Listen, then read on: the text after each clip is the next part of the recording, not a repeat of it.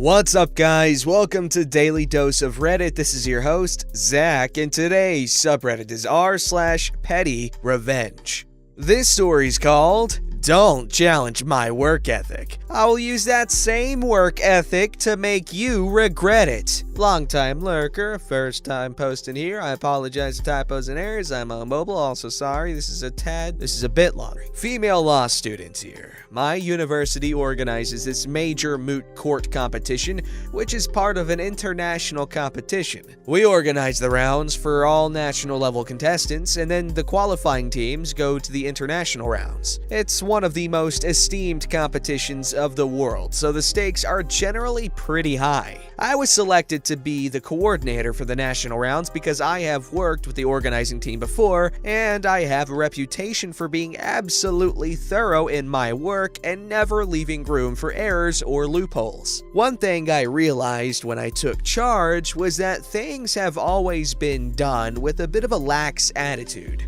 So I revamped the whole structure. I made sure we had proper rules of procedure in place, and all instructions were communicated to the teams beforehand, so there was never any scope of doubt on our end, and no team could accuse us of foul play because our university also participates in the competition every year. Due to Brovid, we had to cancel the physical rounds where the teams would argue before the judges and only accept memorial submissions, where each team sends in their written arguments in a prescribed format for each party to the case. The memorials are judged on content, but there are penalties for not adhering to the format. The top scoring teams would go for the international rounds. Since it was just memorial submissions now, there was a higher burden on us to ensure that they were properly checked. And I did exactly that. One of our rules is regarding zero plagiarism, and I had sent the plagiarism guidelines to all the teams in advance, which was also very detailed. We use Turnitin portal for plagiarism checks, so we have a similarity index where certain things wouldn't be counted as plagiarism: name of the competition, facts of the case, citations, things like that. But we made sure to define what plagiarism is, lifting arguments from sources and passing them off as your own without citing them, and the penalty for plagiarism is disqualification. We had also internally decided amongst the organizing team that we wouldn't disqualify any team because we recognize the amount of hard work that goes into drafting memorials, especially in the middle of a pandemic when most people don't have access to university libraries. This one team had almost 80% plagiarism in all their memorials, which was way above the acceptable limit that was covered by our similarity index. I sent them their Turnitin reports, expecting a typical groveling apology with a "please don't disqualify us," which I would graciously accept. However, this team instead decided to send us an email full of accusations. They claimed that we weren't doing our jobs properly and that we are relying on softwares when memorial checking requires human intervention, and there was laxity in our work. They went on and on about how we are dumb to not realize that the things that are showing up plagiarized are all the things I mentioned above as part of the similarity index. The 80% was apart from all these things. They did not acknowledge that. They cried foul play, and they warned us to not throw around serious accusations lightly. Where they messed up was in claiming that I hadn't done my due diligence and threatening me. What they didn't know is that I had personally gone over every single memorial submitted to us, which was close to 100, to ensure that no team tried to dupe us into thinking their memorials were original. As a student, I know exactly all the ways to beat Turnitin. One of the ways is by replacing every fifth word in the paragraph you've copied, which is what the team had done. I went over their memorials, all 6 of them, again. I cross-checked them with the original sources and highlighted all the paragraphs, sentences, even the citations that were copied, along with highlighting the text in the original source material. This included all the paragraphs where they had replaced the 5th word. In the end, their entire memorials showed up as plagiarized. I wrote back to them, attached the highlighted memorials and the highlighted sources documents. I also color coordinated the highlighted text and attached a key so they would be reminded of which part of their memorial was copied from which source. I wrote that they'll find that there is no laxity in our work, and with some human intervention, we can always tell when someone has tried to dupe the software. I added that my initial plan was to let them off with a heavy penalty, but that if they did not wish to acknowledge their transgressions, I would have to disqualify them and inform their university authorities, which would have very serious consequences. I got a reply a little later with a humble apology, and stating that they will accept whatever penalty we would want to impose and would like to avoid disqualification if possible. Nothing made me happier than seeing that email. There's a whole other joy to using the proper mechanisms to put someone in their place. Edit. We didn't disqualify them for several reasons. Primarily, yes, because of Brovid issues, but also because of the type of work that they plagiarized. It's a bit hard to explain without going into full detail, but basically, the kind of sources they had plagiarized from fell lower on the plagiarism spectrum, you could say, with the worst being maybe copying someone else's memorial. It doesn't make much sense because plagiarism is plagiarism, but we had received those standards from the international organizers, so we sort of had to stick to them. Disqualifying a team is a huge decision that we have to confirm with the internal organizers, and they also wanted us to let them off with a penalty. We did inform their university mooting society about the plagiarism and the fact that they got a penalty instead of a disqualification. But the sad part is that plagiarism isn't really seen as that big of a deal in my country outside of academic papers, and is actually really prevalent in mooting culture over here, so even the university didn't really do anything about it. Also, I don't support plagiarism myself, so I will not be publicly sharing any of the hacks for beating Turnitin. I mentioned the fifth word thing because it's actually not foolproof, and 8 out of 10 times, Turnitin ends up catching it too. Wow, I never actually thought to try to beat Turnitin, probably because I don't actually mind writing essays. In fact, I kind of enjoy them because it's fun to make them entertaining to read. You sneak humor in whenever you can, and I like to think they appreciate it. But anyway, good on you for, being willing to accept an apology as opposed to just disqualifying them right away. I can't talk, sorry.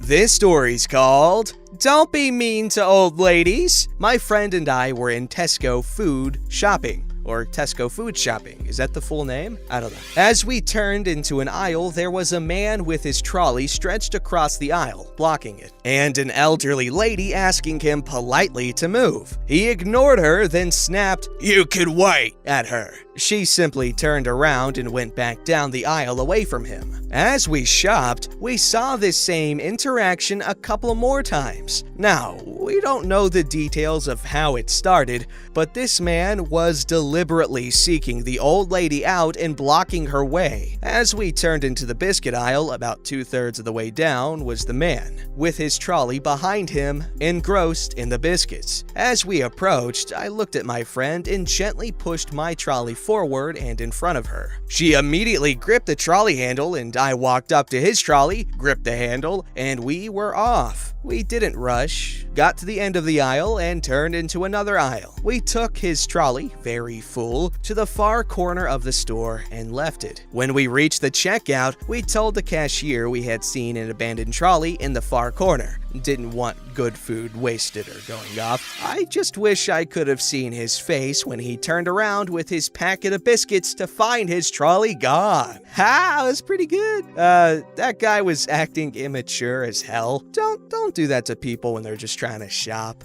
This story's called My Brother Always Uses My Shoes. Showed up to his practice with no shoes on. I had mixed feelings when I did this revenge, but I don't regret it. Happened over 15 years ago, and I was 15 and my brother was 17. My brother always uses my things without asking and always tries to deny it and would be too stubborn to admit it. I use his things so he gets equally mad, but the difference was I'm a little bigger than him, so what he wears theirs doesn't fit me and limits the things that I can borrow. So the only size that's the same is shoes. We both play basketball and I bought myself $150 Jordan sneakers. And of course, he always uses them without my permission and I always see unfamiliar scuffs and all that. So my brother has a terrible habit of being late and rushes out of the house. So one day, I was doing yard work and I saw him rush to his car. And of course, I saw my sneakers in his hands and he placed them in the trunk. Mind you, he didn't realize I was watching him the whole time. He then realized he forgot something in the house, so he ran back and I quickly ran back to his car, popped the trunk and took my sneakers back, then hid.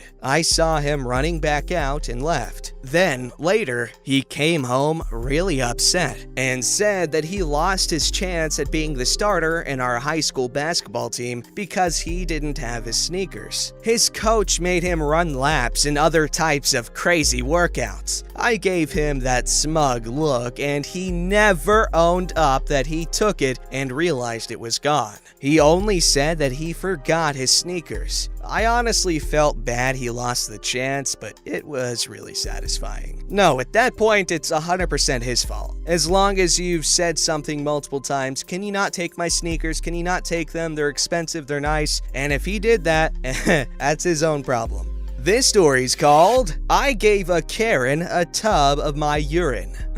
You mean Seattle's official beverage? A few years ago, I was an events manager in a popular Latin American themed cocktail bar. So I've had more than my fair share of Karen interactions. This one takes the taco.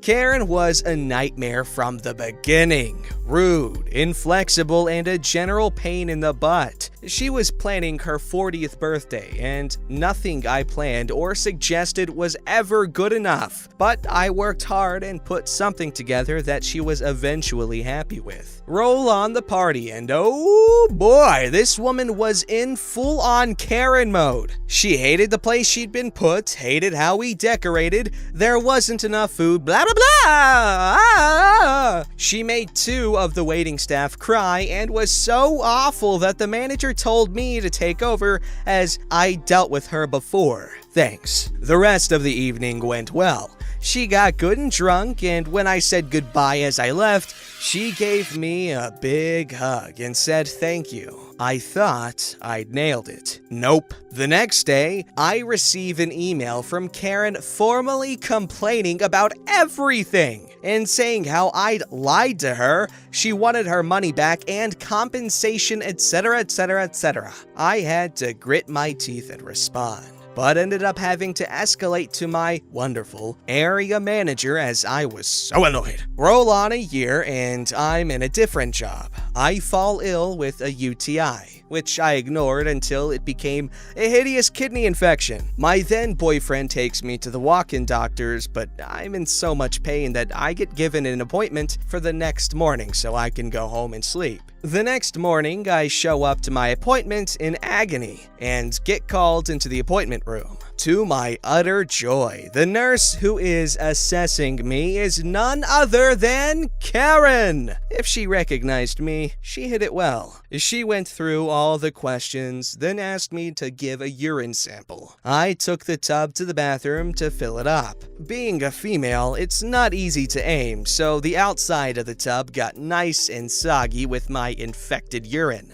The pleasure I had passing her a damp tub of my piss made me feel better than even the antibiotics did, and it brings a smile to my face even now. Later on, you get an email from that Karen asking for the recipe of the delicious chicken soup that was on the outside of that tub. She's desperate. She can't stop thinking about it. The secret is culture. Lots and lots of culture.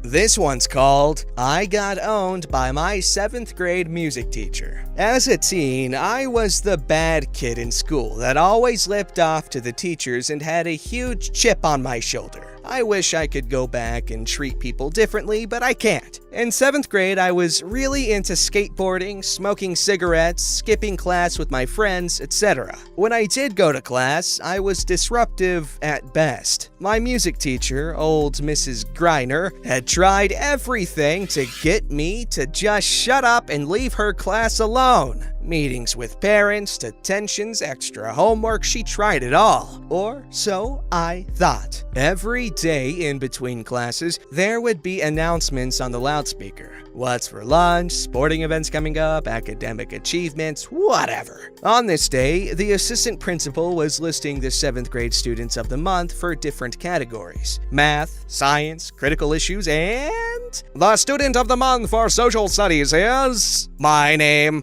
I froze in the hallway. Sure, I was just hearing things. Then my friends start finding me in the hallways, just roasting me for being such a good boy, teacher's pet, etc. I went to music class that day, and with the biggest turd-eating grin on her face, Mrs. Greiner had the whole class stand up and give me a round of applause for being such a great student in her class. I don't believe I've ever been more embarrassed in my life. Even at 12, I knew what she was doing and that she had just completely owned me. I behaved the rest of the year in her class, and I did like to think that taught me a lesson. That's a cute story. Sort of plays in my head like a 90s movie sort of thing. Giving lip. Come on. You're not fooling anybody, Charles, class of 1987. This story's called Job Accused Me of Lying, So I Got Revenge. When I was 17 to 18 years old, I got my first retail job. I worked at a children's store that does ear piercings. I'm sure you all know which one. I started when I was 17, and shortly after turning 18, I was given a key holder position. I was thrown into the position with practically no instruction and absolutely no training. I did my best, even though I made mistakes, and I was actually doing fairly well. Time passes, I get back from a sleepover, and my mother informs me that while I was gone, my grandfather had passed away. Now, I worked just 2 hours after I got the news, so I went in still struggling not to cry my eyes out at any second. The first thing I see is the store manager standing there, looking annoyed. She takes me over to a bench out in the middle of the mall and sits with me, and starts telling me about all the things I'm doing wrong. All things I hadn't been trained on. While I mostly just blankly stared at her and tried not to cry. I wasn't taking any of the information in at all. I was just too upset. Eventually she noticed and asked what was wrong, and I broke down and started sobbing and told her. I then asked if I could go home, as I didn't think I could work efficiently with this news. She told me absolutely not, and she left, leaving me completely alone in the store. Now, for context, the store sold these stuffed animals called Beanie Boos. They also had giant versions that were about $40 to $50 a piece, I think. It's been years since I worked there, but anyway, some lady walked in and decided to buy 4 of those, and was ready to pay when I told her about a store close by that sold them for a cheaper price. She thanked me and left, having not bought them. So there was my revenge for being rude and uncaring about his death. Then, shortly after, I found out from a friend and fellow keyholder that they had not only accused me of stealing a few dollar items, which I had not done, but they also had accused me of lying about my grandfather's death to get out of trouble. So, in a fit of fury, I called up the manager from before, told her I quit, shut the store down 2 hours early, and went home. Probably lost them about $500 in total sales that day, and proud of it. I know it's not much in the grand scheme of things, they make millions, but it made me feel better. I now have a picture of my grandfather hanging building where I used to hang my store keys. Yeah, that manager was a freaking jerk. In my opinion, you should always give the benefit of the doubt to someone at least once, especially when it's an employee, and you can clearly tell something is off with them. There are exceptions to that rule, obviously, because people can and will take advantage of any leniency you might have, but I feel like it's worth giving most people at least one shot. Don't forget to like, subscribe, and hit that bell to never miss an episode.